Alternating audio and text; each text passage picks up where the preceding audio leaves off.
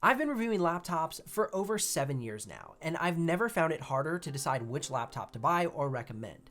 In the past, brands would promise like crazy, outstanding, meaningful performance leaps, but in reality, it would only be a 15 to 20% increase in real-world performance and battery life, barely noticeable in daily use. Yet every release cycle, we hope this will be the year that it'll be different. This will be the year that'll be a major breakthrough, only to find ourselves disappointed again by marginal upgrades that often come with higher price tags.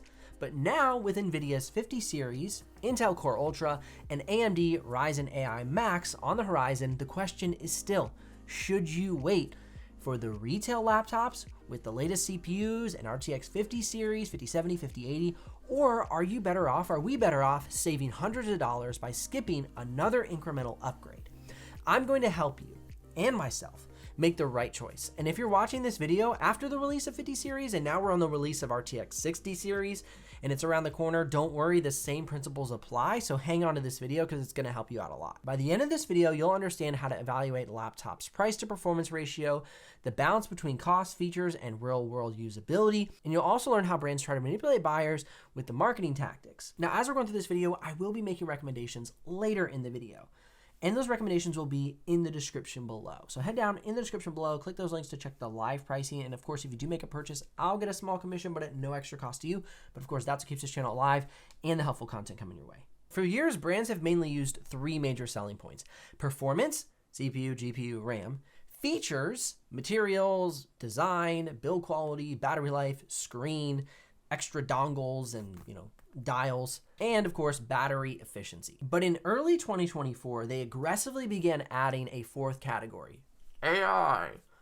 And it's been pushed hard. Now, AI is great. I use AI tools all the time in my professional work. But on laptops, the benefits are mostly theoretical right now. AI-powered performance boosts sound nice, but they rarely translate into everyday improvements that justify the hype or even the premium pricing. Every brand is trying to push AI as the next big thing. But here's the question: how much will AI actually improve your everyday experience on a laptop? Right now, AI-powered features include background noise removal in calls, already available via software like Crisp, AI-enhanced upscaling for gaming, DLSS, and FSR, which have existed for years. Automated video editing assistants, nice, but not essential for most, and I find them to be lackluster. Text to image generation, still not very useful. I've never used a text to image generation in any sort of meaningful work. Unless you're a developer working directly with AI models, most of the features won't transform your laptop experience in a meaningful way. That's why buying a powerful, well-priced current-gen laptop will likely serve you just as well, if not better, than all the AI hype. So let's break it down. Where should you spend and where should you save when buying a laptop? Now let's talk about the key features that matter and how you can save money on them even right now. A display, 4K, OLED, color accuracy. Let's talk about it. A few years ago, 100% DCI-P3 color accurate laptops were found at around $2,000+. Now you can get them for around $600 to $700, and on sales, sometimes $550. If you don't need, robust color accuracy, you can save $100+ by skipping this feature. But if you do edit photos or videos, then make sure you look for DCI-P3 or Adobe RGB. This supports a wider color gamut range than just the standard sRGB. OLED or mini LED for richer contrast are found on gaming and creator laptops alike. So definitely keep a lookout for those, and those are becoming more common in general. 120 Hertz, pretty much available on most laptops now.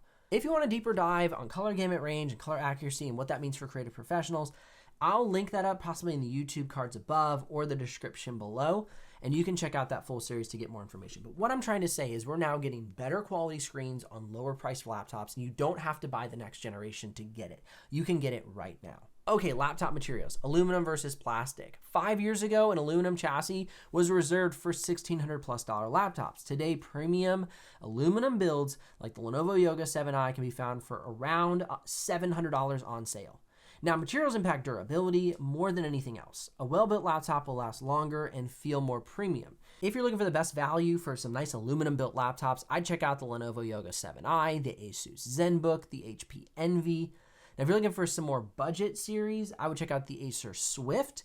Not as refined aluminum, but still really good. And then you can go down to the plastic laptops, which are sub $500, and you can save a lot of money. So if build materials isn't super important to you, you can really save some money right now on previous generations. Now let's talk about some neat design features like dual screens, convertible laptops, different cooling systems, dials, etc. Over the past few years, laptops have evolved dramatically, and we're seeing some really cool advancements. We're seeing dual screen laptops like the Asus ZenBook Duo, tablet style laptops like the Z13 or the PZ13, which have amazing performance, but in such thin form factors. And a note on the Z13, I would definitely wait for the 2025 version. This is one area where I'm like, yeah, don't get the older model. The 2025 is going to absolutely blow your mind in performance and efficiency.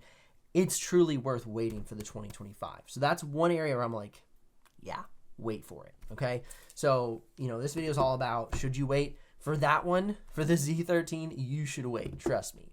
Just trust me, okay? This video is brought to you by the ASUS ProArt P16, the flagship creator laptop from ASUS that provides on-the-go workstation performance within a beautiful and durable military-tested all-aluminum chassis, outfitted with a pen-compatible 4K OLED Corning glass display that is durable and color accurate. It weighs 4 pounds and is just over a half an inch thick, capable of all-day battery life for productivity tasks, and fitted with the ASUS dial to streamline your workflow, providing access to your most commonly used tools. Equipped with the AMD Ryzen AI 9 CPU, up to 64 gigs of RAM, and an RTX 4060 or 4070, this device is a powerhouse for architecture and 3D modeling work. And trust me, this is just the tip of the iceberg when looking at what the ASUS ProArt P16 has to offer. Check out my full review content within the playlist linked in the YouTube cards above or in the description below. Thank you so much to ASUS ProArt for sponsoring this part of the video. Improved cooling solutions, vapor chambers, liquid metal cooling. Like, do you need these? All these vapor chambers and cooling systems have definitely improved over years past, and they keep promising better cooling systems. If you look at my reviews currently, most devices are going to get great performance and cool well. Where most devices lack up until this point, especially in stuff with like dedicated GPUs, is going to be like battery life. For instance, one of my favorite laptops is going to be something like the G16 from ASUS or the Lenovo Legion Pro 5i. And these laptops have amazing performance, but the battery life is challenged, right? We're going to see for the Lenovo like 5 hours of battery life. For the ASUS, we're going to see like 7 to 8. And so that's like really, really good. That's like you're on iGPU mode. You've turned off the dedicated GPU. So even then you're like not even using the dedicated GPU. And so that's probably the biggest challenge. And so will the 50 series produce better battery life while using the GPU? I kind of find that hard to believe. It's based on some of the tests that we've seen out of TechNotice so far. He's seen that 50 series are, incremental in performance and incremental in efficiency, though they're promising these huge leaps, which of course they always promise huge leaps. These features though, we'll step back to like the fun features, like the dial on top of the P16. Like this is a really cool feature. Do you want those? They're available on laptops from years past. You don't have to wait for the newest release from the brands like Intel, AMD, or NVIDIA. And I think those are the people who honestly push the upgrade paths more than the OEMs, like the people who put together the laptops, because a lot of times the laptops have good performance and they have great features and they still are on market and they're still on good prices. And I feel like it's oftentimes the actual CPU, GPU vendor in the relationship that's pushing more. So that's definitely something to be aware of. Okay, now they're always trying to make laptops thinner and lighter. Now the thinnest and lightest laptops are now more affordable than ever. ASUS lightest laptop starts at $899. That's the Asus ZenBook A14. Others can be found for under $700. If you travel a lot, these are worth considering, but keep in mind, ultralight laptops often sacrifice cooling. They're a little bit more fragile compared to their thicker, heavier models. And so it's something to be considered. If you're a creator going to be pushing your laptop pretty hard, the reason they struggle with cooling is they are so thin and light. And so that's where considering a newer model where they're really focusing on making the system cooler, that would be something to consider. But if you don't really care about, keeping your laptop super cool, if you're somebody pushing the laptop really hard, then maybe go for just a little bit thicker laptop on an older model. Trackpads and keyboards. Haptic feedback is something that is found usually today on $1,500+ laptops, excluding like the 13-inch MacBook Air. So if you're somebody looking for a haptic trackpad, they do have older models like from 2023 and 2024 with haptic trackpads. The selection is a little bit slimmer. And so that's where if you're looking for a haptic trackpad, you might have to go for a newer model because they're just starting to introduce them into more devices. Performance. Let's talk about performance. Gaming and creative work. If you need serious power for 3D modeling, video editing, the best bang for buck is going to be an RTX 4070. You can even get, Ryzen 7000 or 8000 or Intel 13 or 14th gen, but really where it makes a big punch is going to be the RTX 4070. Even on a 1 to 2 year old CPU paired with RTX 4070 and 32 gigs of RAM, you can handle most anything. I found an Asus TUF with an RTX 4070 for under $1,300 on Amazon. That would be an incredible device for 6K video editing, 3D modeling, architecture, and the like. Now, we have the up-and-coming CPUs and GPUs. Should you wait? With NVIDIA RTX 50 series, AMD Ryzen, AI Max set to launch, it gets tempting to go for next gen. But realistically, here's what to expect. Performance increases of probably 15 to 20%, same as other years. Price increases, likely $200 to $300 more. And thinking about like that gap, I bet you could save around $500 by going for last year's model because they're going to put some on sale and they might be a little bit more expensive. Now, there's going to be some small battery life improvements. Now, unless you're going for an ARM-based chip, which most apps aren't available yet, so I wouldn't really recommend it yet, you're going to see the best value on last gen because what I'm seeing is some improvements of battery life, but there's some caveat here. I have before me the Lenovo IdeaPad Pro 5. This has the latest Intel Core Ultra 9 285H. This laptop is performing on par with most laptops with, say, an RTX 4060, 4050, 4060 from 2024, excluding 3D modeling. The art graphics just don't have the punch that 3D modelers and architecture needs.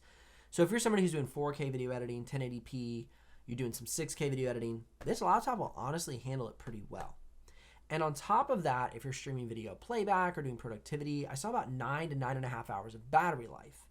So that's a pretty good combo to be able to edit 6K and have around 9 to 10 hours of battery life. That's a pretty good combo. But again, that's only about 9 hours of battery life. So we're still in this kind of struggling midpoint because if you went down to something like an Asus ZenBook, you're going to get that, 12 to 16 hours of battery life and beyond. But your 6K video editing is not going to be as on par with something that's a bit more, power efficient. And so right now we're still at a point where you have to kind of decide between, are you really focusing on power efficiency with the ability to edit, say 6K, but it kind of struggles from time to time and longer export times, or are you going to go like all out balls to the walls and get like a G16 where the battery life is pretty decent, and then you can turn on a dedicated GPU and get all that performance you need. So the problem I think right now where we're at is the new generations are not quite performance and battery efficient enough to take you onto that kind of new frontier. The older models are a better price, and since you're not getting that quantum leap in battery life and performance, you might as well save the money. Where I'm sitting, I feel like we're going to see a quantum leap by like 2026 or 27. Where you look at a 2024 laptop and you look at a 2026 or 27 laptop. I'm even going to push, I'm going to say 27. Where you look at a 27 laptop and you're like, wow, that is night and day. 24, let's just pretend this is 27. Night and day difference. Wow. Who knew we could get that kind of battery life and edit 6K video on the go like that? Who knew? And so that's where it kind of pans out. Now, I'm going to throw in a whole other curveball here, and that's for Mac OS. Apple users. So there's this long debate of like, what's better? Well, what is better is what you prefer. That's just how it boils down. Mac is definitely leading the pack in both performance and efficiency matching together. I can usually edit on my MacBook Air 6K footage for around 6 hours. And that's like, I'm like almost going dead right there about that 6 hour point. And so that's better than something like this latest Intel Core Ultra 9 285H. That's a bit better, right?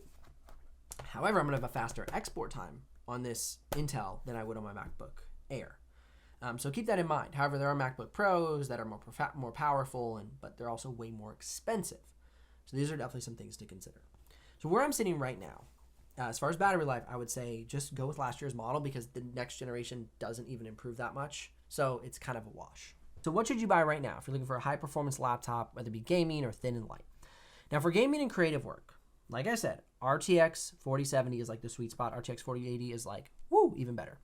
If you're looking for a machine that can handle gaming, video editing, 3D modeling, heavy GPU-oriented tasks, I don't think you really need to wait for RTX 5070 or 5080. Instead, consider a 4070 or 4080 right now, and they're going to be dropping in price, and they'll deliver excellent performance for years to come.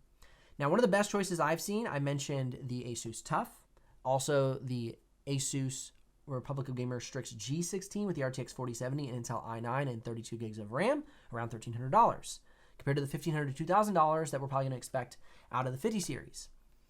40 series laptops are discounted. Many high-end RTX 40 series GPUs are already going to be as powerful as their 50 series counterparts. Remember, when we saw going from 3080 Ti to RTX 4070, it was like almost the same performance.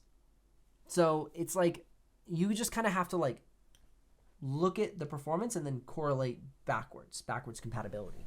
For instance, we're gonna have like an RTX 5070 Ti launch, okay, in a laptop, most likely. Just go ahead and get an RTX 4080 at a discounted price because it's probably gonna be about the same performance. Okay, now with OLED and premium materials, if you're looking for a lightweight premium laptop for everyday tasks, coding, you can now get a fantastic OLED display, aluminum build, all-day battery life for like under $1,000. So the best choices, like I mentioned earlier, would be the Lenovo Yoga 7i. You can get it i7, 16 gigs of RAM, 1 terabyte SSD. You know, that's fantastic. All right, now let's talk about budget gaming. You can get a RTX 4060 to 4050 for like, general gaming use. Not everyone needs a super high-end GPU. And for budget gaming laptops, it's never been a better time to buy. And even if you're, doing 1080p gaming, content consumption, content creation, you don't need an RTX 50 series. Instead, go for that 4060 or 4050. They're available right now for $700, $800, $1,000. I've even seen some for like $550 on sale. We have the Acer Nitro 5. We have the Lenovo Lock, right? These are going to be great laptops to buy, and they're going to be much more budget friendly compared to 50 series. So why does buying now make sense financially? Waiting for the next gen means paying a premium for something that you don't necessarily need. You're not going to get more significant performance out of 50 series. You're not going to get more battery life. It's just like, it's only going to be 15 to 20%. And most people will benefit from the performance that's available now and at a better price point. RTX 4080 laptops that launched at $2,500 are now $2,000 or below. RTX 4070 laptops are $1,500 to $1,200. RTX 4060 laptops, we're seeing some for under $1,000 or just at $1,000. Business laptops that cost $1,500 are now going for $1,000 or less. So in 6 to 12 months, these deals will either be even better or gone. So really now is a great time to buy, with everybody looking towards RTX 50 series, Intel Core Ultra, and the latest AMD Ryzen AI Max. I hope this video has brought you some value. I'll include links in the description below, as mentioned, to videos that I find on sale that are great buys. Click or tap the screen here for more videos to help you with your buying decision. Otherwise, I'll see you all in the next one.